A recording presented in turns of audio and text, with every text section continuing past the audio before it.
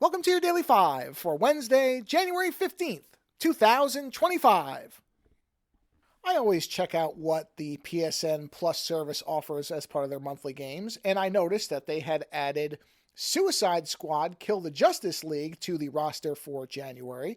And this is a game, as many of you may remember, that came out, I think it was last year, it's not that old, but when it came out, it had a number of technical issues, and then after its release, it was seen as just another live service game that really wasn't offering all that much new in the space. And, I looked at it. I was interested when it was first announced. And then the more they were talking about it, the less I really cared about it because it did just seem like another copycat live service game. And I kind of forgot about it. But then it came out on the PSN service. And I figured, well, I can try it for free, so why not give it a try? And Lando and I were ready for something new after GTA Online as we wait for Sniper Elite Resistance. The irony of that being a game that we have played exactly the same before, but it just works. So sometimes there's just something magic about doing the same thing.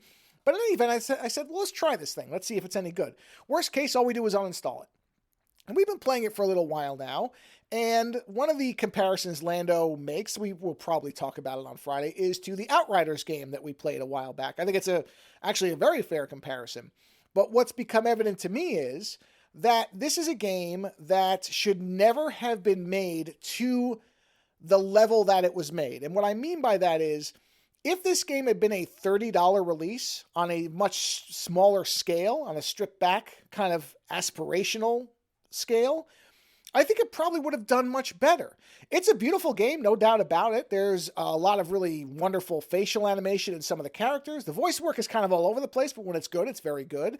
The actual world, the setting of Metropolis, the design is great. There's lots of little call-outs and callbacks to DC Comics for people who know the comics from, you just come across things in the world. So there's nothing technically wrong with it, but the reality is I don't know how much of that really serves anything.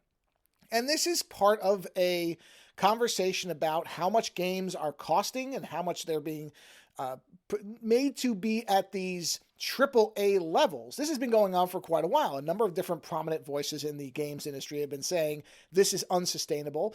And a game like this feels like the perfect example why. Like I said, the gameplay when you're playing it is perfectly fine, but it's certainly not something that's memorable in any meaningful way.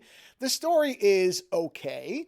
The gameplay, as I said, is fun, but even this beautiful map that they put together, and it is great when you look at it, but you're never encouraged to actually look at it. Much of the game is, okay, fight breaks out over here, go there. Okay, missions over here, run to there, get there as fast as possible. Okay, now you're flooded by enemies.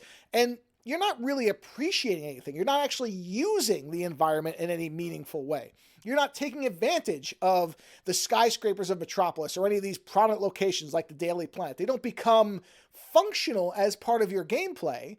And so they just kind of blur into the background, as is the case with most games. Most games, unless they're really either striking in their particular design, something like Cyberpunk 2077 or Mirror's Edge, or if they make you use the environment or interact with it in some way, or something like Stalker, where much of the game is just you wandering through the environment with nothing happening so that you start to really kind of absorb it.